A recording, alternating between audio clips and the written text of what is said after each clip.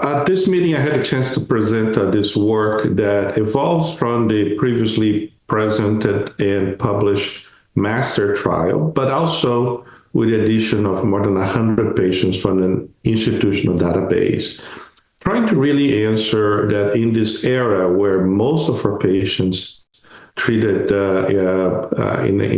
intensively as part of the management of newly diagnosed myeloma will achieve a deep MRD negative response. What happens when patients have resurgence of MRD or a rise in MRD level without fully meeting criteria for disease progression? This is a new reality. Something is a problem we didn't have to face before because, either we didn't have MRD assessment sequentially, or we didn't have therapies that lead to such a deep response. But it's a problem that we are facing, we will inevitably face as more patients achieve deep response for longer and you monitor them sequentially.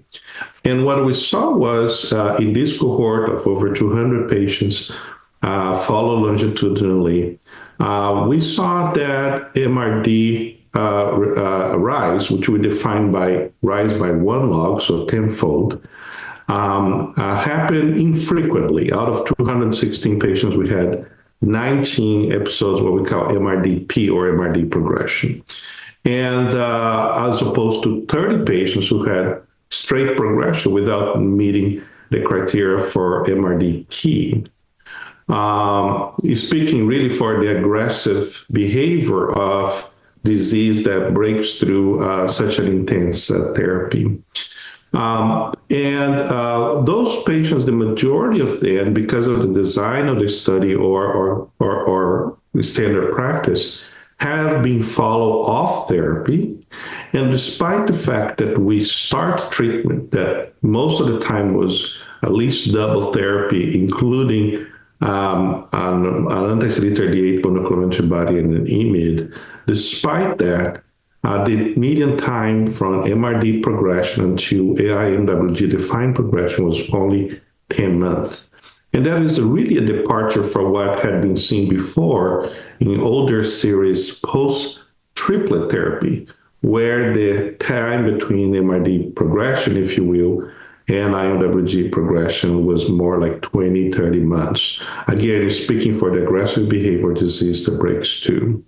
We also look at, say, well, let's assume, let's pick up those patients from the moment they call MRDP and look at their outcome from that moment on, not only in overall survival, but also failure of second-line therapy, regardless of that therapy was started at MRDP or later on when the patient actually had IMWG-defined progression.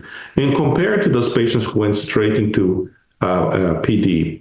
And we saw the outcomes, both in terms of survival-free of failure second-line therapy and overall survival, were very similar between the groups, telling us that a rise in MRD by tenfold is as reliable and meaningful indicator of disease progression as is a rise in M protein as defined by the IMWG. So I think that's very important. I think challenges the current paradigm and the current definition that requires patients to have a rise in paraprotein in order to have access to newer therapies. I think this has a lot of course, a lot of implications for data adjudication, perhaps for clinical guidance.